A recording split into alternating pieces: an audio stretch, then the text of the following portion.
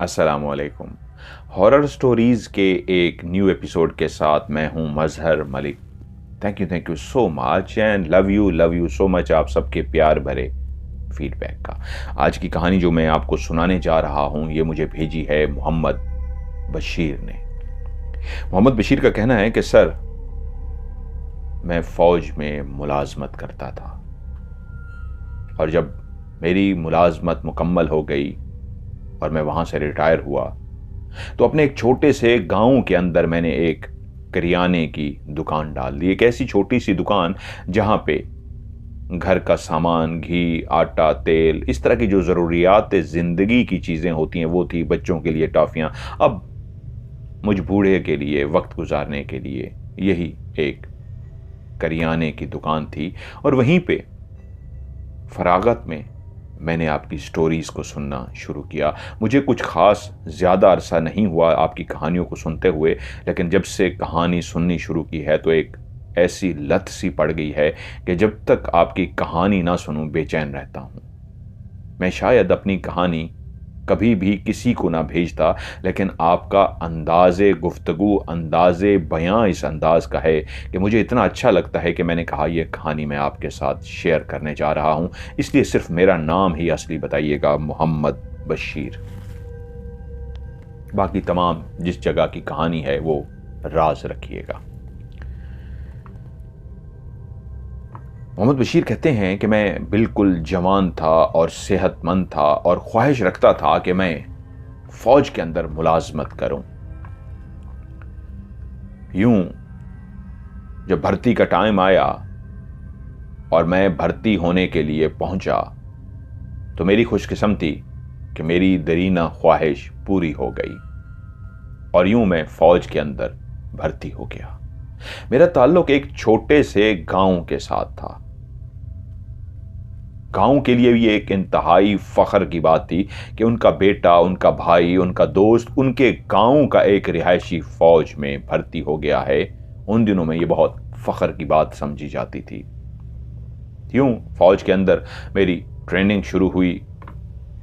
वहां के राज, वहां की दुनिया, वो सब कुछ एक अलग था और एक फौजी को जिस अंदाज में तैयार किया जाता है उसी अंदाज में मैं भी वही मशकें, वही सब कुछ सीखना शुरू हो गया। फौज की नौकरी में सिर्फ एक बात होती है कि आप घर जब जाते हैं तो बहुत लंबे अरसे बाद आपको छुट्टी मिलती है।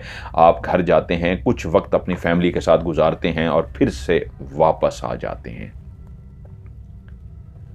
अब मुझे ये नौकरी करते हुए काफी टाइम हो गया था। एक रात मैं अपने बिस्तर पे सोने के लिए लेटा तो मैंने एक अजीबो गरीब सा ख्वाब देखा।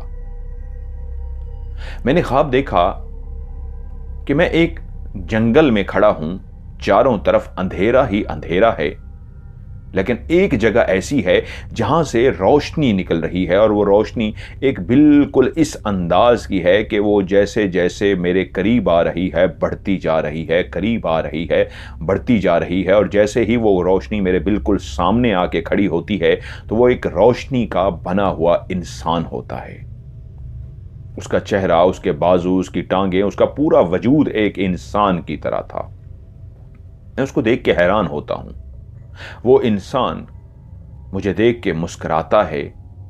उसके चेहरे के आज़ा इस अंदाज में नहीं थे कि होंठ, आंखें, नाक, कान मैं क्लियर देख सकूं, लेकिन महसूस होते थे। लेकिन जब वो मुस्कुराया तो उसके होंठ मुझे क्लियर से महसूस हुए और उसने मुझे एक सिमत में इशारा किया। मैंने उसी सिमत में देखा जहां अंधेरा ही अंधेरा था। उसके बाद वहीं उसी ख्वाब के अंदर फौरन मंजर बदल जाता है। मैं देखता हूं कि मेरे वालिद साहब कराह रहे हैं, जैसे किसी को शदीद तकलीफ पहुंचती है, दर्द पहुंचता है, ठेस पहुंचती है और इंसान कराहता है, ऐसे ही वो कराह रहे थे। थोड़ी देर के बाद मेरी आंख खुल जाती है। मैं देखता हूं मैं उस जगह पे सोया हूं जहां रोज ही मेरा बिस्तर होता है। मैं खामोशी से सो जाता हूं। मेरे साथ बाकी भी तमाम लोग उस जगह के अंदर सारे फौजी सोए हुए थे। लेकिन ये कैसा ख्वाब था? मेरी आंख क्यों खुल गई? मैंने रोशनी को देखा, उसने उस अंधेरे की तरफ इशारा किया और मैंने अपने वालिद को عجیب سے انداز میں درد سے بلبلاتے ہوئے کراہتے ہوئے دیکھا تھا۔ خیر، پھر سے میری آنکھ لگ گئی اور میں سو گیا۔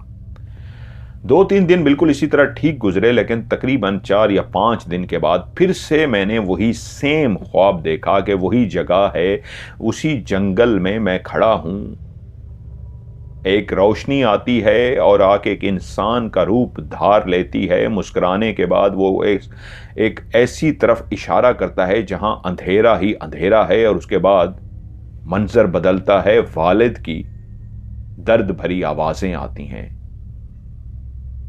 میں حیران تھا، دوسری دفعہ میں نے ایک سیم خواب دیکھا ہے، یہاں تک کہ تیسری دفعہ، چوتھی دفعہ یہ میں نے خواب دیکھا، اور میں بہت زیادہ پریشان ہو گیا کہ کسی سے اس خواب کی تعبیر پوچھوں، ایسا کیا ہے جو مجھے بار بار نظر آ رہا ہے، کہ وہیں پہ مجھے اطلاع ملی والد صاحب کا بازو ٹوٹ گیا ہے،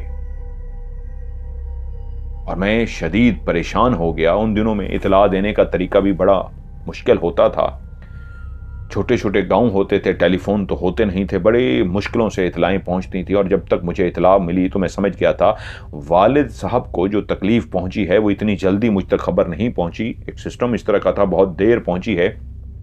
ایک چٹھی کا نظام تھا، خط لکھا جاتا تھا اور خط کو پوسٹ کیا جاتا تھا، اور ان دنوں میں خط کی سروس بہت ہی سلو ہوتی تھی اور ہم تک چٹھی پہنچتے پہنچتے بہت ٹائم لگ جاتا تھا، اور میں نے فوری طور پہ اپنے افسران سے رابطہ کیا اور ان سے کہا میرے والد صاحب کے ساتھ ایسا واقعہ پیش آ چکا ہے، چٹھی میں بتایا گیا ہے کہ ان کو میری ضرورت ہے، میں اپنے والدین کا ایک اکلوتا بیٹا ہوں اور میرے علاوہ بیٹیاں ہیں۔ تو یوں مجھے چھٹی مل گئی اور اپنا ایک فوجی چھوٹا سا بیگ اٹھائے میں فوری طور پہ بس پہ سوار ہو گیا۔ یہ بس ہمارے گاؤں تک نہیں جاتی تھی، اس سڑک پہ اتارا جاتا تھا جس کے بعد اچھا خاصا پیدل چلنا پڑتا تھا، اور یہ وہ دور تھا جب انسان ایک جگہ سے دوسری جگہ پیدل ہی جاتے تھے،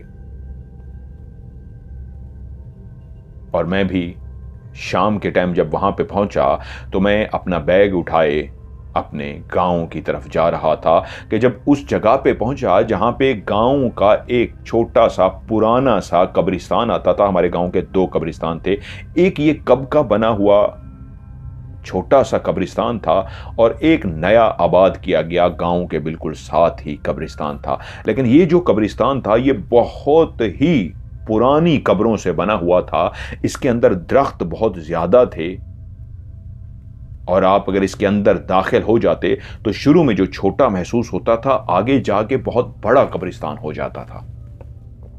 اس شام کے ٹائم جب میں اس قبرستان کے آگے سے گزرنے لگا تو میرے کانوں میں ایک عجیب سی آواز آئی، جیسے کسی نے کوئی سرگوشی کی ہو۔ میں ایک دم سے چونکا کہ یہ کہاں سے سرگوشی کی آواز آئی ہے۔ میں اسی جگہ پہ رکا اور تبھی مجھے قبرستان کی سائیڈ سے ایک لائٹ نظر آئی، بالکل ویسی لائٹ جیسے میں نے خواب میں دیکھا تھا، ایک لائٹ جو میرے سامنے آ کے کھڑی ہوتی تھی اور انسان کا روپ دھار لیتی تھی، ویسی ہی لائٹ تھی، لیکن میں انتظار کرنے لگا کیا یہ انسان کا روپ دھار لے گی، لیکن وہ لائٹ تیزی سے چلتی ہوئی آئی اور قبرستان کے اندر ہی غائب ہو گئی۔ میں سمجھا شاید میرے خواب والا اشارہ تھا، لیکن یہ ایک عجیب سی بات تھی، ایک لائٹ آئی اور غائب سی ہو گئی، اور میں آگے بڑھنا شروع ہو گیا۔ پہنچتے پہنچتے آخر رات کو میں اپنے گھر پہنچ گیا۔ گاؤں کے لوگ جلدی سونے کے عادی تھے، وہ تقریباً سارے ہی اپنے اپنے دروازے بند کر کے سو چکے تھے، سونے کی تیاریوں میں مصروف تھے، اور جب میں اپنے گاؤں کی گلیوں میں داخل ہوا، گلیاں تو نہیں تھی، بس چوراہے تھے، راستے تھے، تو مجھے ہر طرف گھروں کے بند دروازے نظر آئے اور کہیں کہیں کتوں کے بھونکنے کی آوازیں تھیں۔ میں اپنے گھر کے دروازے پہ پہنچا، دروازہ کھٹکھٹایا، بہت بہترین انداز میں میرے والدین نے استقبال کیا کہ میں وہاں پہنچ گیا تھا اچانک سے۔ وہ بہت خوش ہوئے اور میں اپنے والد کے پاس بیٹھا اور ان سے بے چین تھا سننے کے لیے کہ کیا ہوا، آپ کا بازو کیسے ٹوٹا ہے۔ تو میرے والد نے جو کہانی سنائی میرے تن بدن میں آگ لگ گئی۔ میرے والد صاحب نے مجھے بتایا کہ میں اور میرا وہ فلاں دوست ہم کافی عرصے سے پروگرام بنا رہے تھے کہ اپنے گاؤں سے دور وہ جو فلاں گاؤں ہے وہاں ہمارے ایک دوست ہیں، ان کے ساتھ مل کے آئیں۔ یوں ہم دونوں دوستوں نے جانے کا پروگرام بنایا، کھانے پینے کا سامان، کیونکہ اس وقت اتنے لمبے لمبے سفر پیدل ہی کیے جاتے تھے، یہاں تک کہ دن بھی سارا پیدل چلتے ہوئے گزرتا تھا، رات کو وہ کہیں قیام کرتے تھے اور پھر سے آگے بڑھ جاتے تھے۔ جیسے ہی صبح ہونے والی ہوتی پھر سے وہ چلنا شروع کر دیتے، یہاں تک کہ 2 دن تک بھی انسان چلتے تھے کسی ایک جگہ سے دوسری جگہ جانے کے لیے۔ تو میرے والد صاحب بھی اپنے دوست کے ساتھ کھانے پینے کا سامان لے کے دونوں روانہ ہوئے۔ پیدل چلتے چلتے راستے میں ایک بڑا سا جنگل آتا اور اس جنگل سے گزرتے ہوئے ایک پہاڑی راستہ بھی آتا۔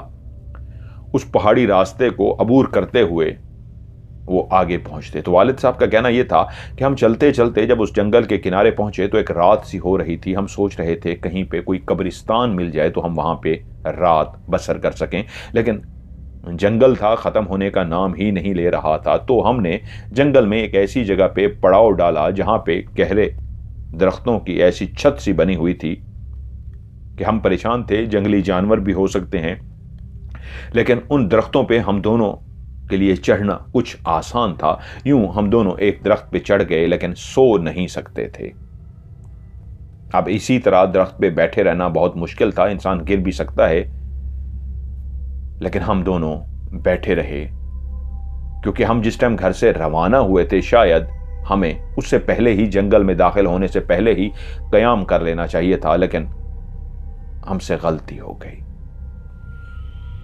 خیر، ہم جیسے کیسے رات وہاں پہ گزار کے جب صبح ہوئی تو پھر سے روانہ ہوئے اور اگلا دن بھی سفر کرتے کرتے شام ہونے تک ہم اپنے دوست کے ہاں پہنچ گئے۔ وہ ہمیں دیکھ کے اتنا خوش ہوا، گاؤں کے لوگوں نے ہمارا اتنا کمال استقبال کیا، کیونکہ گاؤں میں جب کوئی ان دنوں میں مہمان آتا تھا تو کمال قسم کی مہمان نوازی کی جاتی تھی۔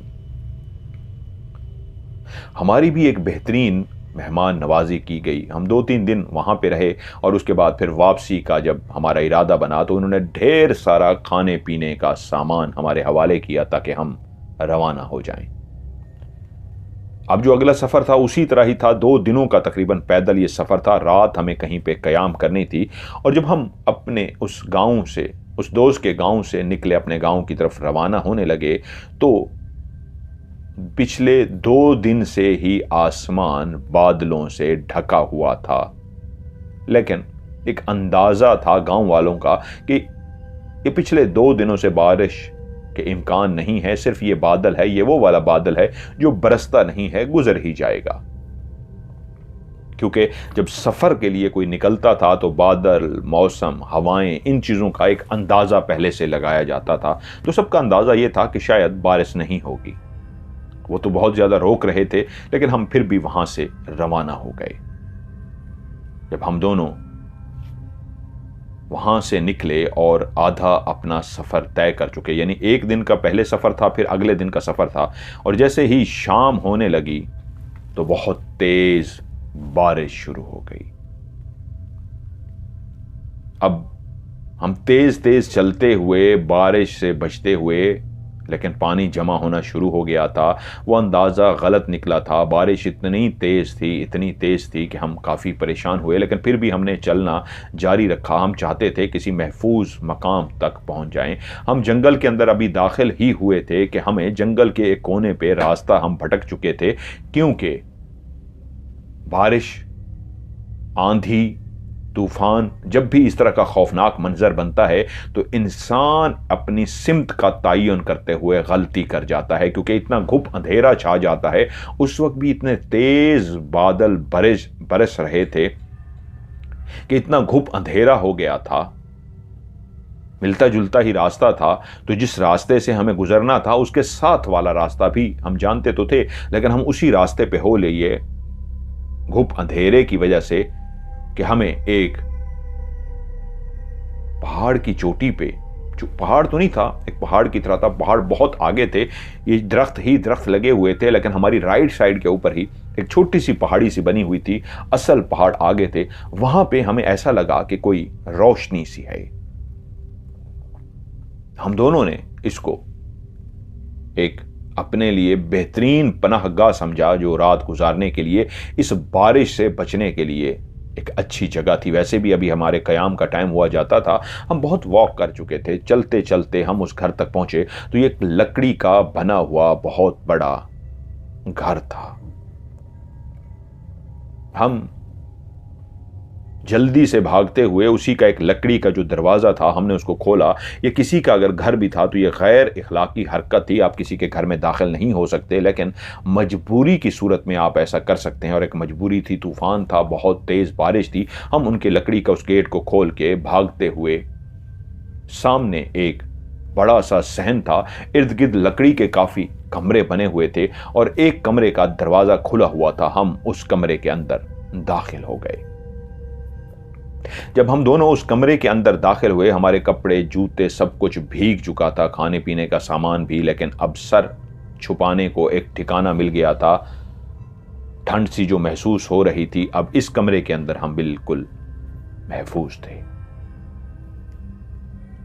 वो रात हमने उसी कमरे के अंदर गुजारी कि दरवाज़ा हमने अंदर से बंद कर लिया, अपने कपड़े इस अंदाज में सुखाने के लिए कि सुबह तक सूख जाएं। सिर्फ चंद कपड़े जिस्म पे रहने दिए निचोड़ के, और बाकी हमने लटका दिए, और वहीं पे हम एक किस्म का लेट से गए, बैठ से गए कि रात गुजर जाए।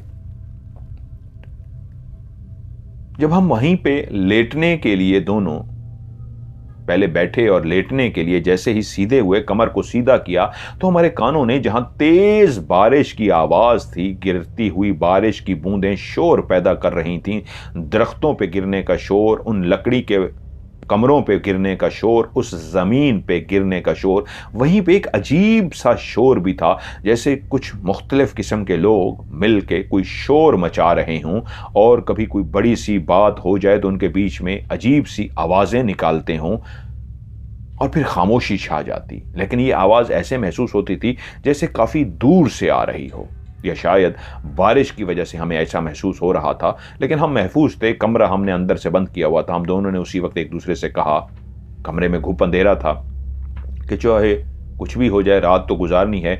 अगर यहाँ पे बहुत ज़्यादा लोग हैं भी सही, सुबह उनसे हम माजरत कर लेंगे कि हमें मजबूरी में आपके घर में आना पड़ा। हम सो गए, और जब हमारी आंख खुली तो बारिश बाहर शायद रुक चुकी थी, शोर खत्म हो चुका था। हम उठे, हमने अपने कपड़े पहने, अपना सामान, खाने पीने का जो सादे गठड़ी सी बनी होती थी, जो उठाने का तरीका उस दौर में ये होता था कि एक डंडा सा होता था जो हाथ में हिफाजत के लिए भी होता था, जानवरों से बचने के लिए। उस डंडे के एक सिरे पे उस गठड़ी को लटका लिया जाता और उसको कमर पे रखा जाता था।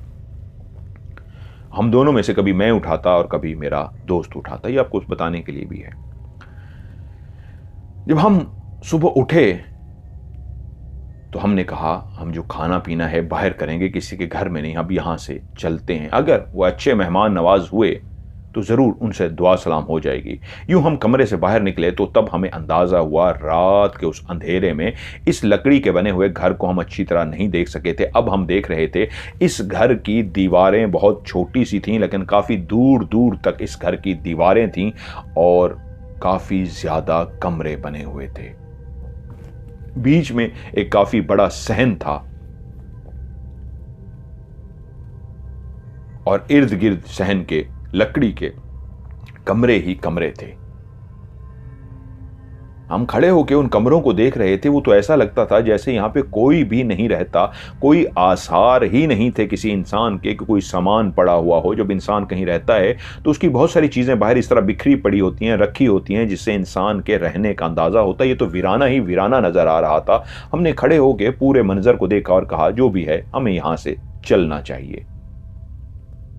हम एक बात पे हैरान हुए कि उससे पहले भी काफ़ी कमरे थे। जब हम बारिश की वजह से भाग रहे थे तो जब हमने उनका वो लकड़ी का दरवाज़ा खोला था तो लेफ़्ट राइट भी कमरे बने हुए थे, लेकिन हम आगे की तरफ ही जा रहे थे कि कमरा कहीं आगे होगा। हमें नज़र भी इतना सही नहीं आ रहा था, तो हम काफ़ी दूर वाले कमरे में आके हमने रुके थे। और जब हम बाहर निकलने लगे तब हमें अंदाज़ा हुआ कि वापस जाते हुए इर्द गिर्द तो काफ़ी कमरे बने हुए हैं, लेकिन हमने उन कमरों में रात क्यों नहीं गुजारी, सबसे दरमियान में क्यों हम भागते हुए आए। ये तो बहुत बड़ा घर था। और उसी वक्त जैसे ही हम वापसी की तरफ मुड़े तो हमारे सामने 2 से 3 काले स्याह लोग, इस तरह के काले स्याह थे कि उनके जिस्म पे एक छोटे छोटे लंगोट, जिस तरह पहलवान बांधते हैं उस तरह के लंगोट थे। उनके वजूद इंतहा के काले स्याह थे। उनके पाँव भी बहुत लंबे लंबे थे। आंखें थी जिनसे पता लगता था कि सफ़ेद आंखें हैं, या दांत थे जो टोटली सफ़ेद थे। बाकी उनका पूरा वजूद काला स्याह था। और वो तीनों कहां से निकले कि हमारे सामने आकर एकदम से खड़े हो गए और हम वहीं पे शदीद खौफजदा हो गए।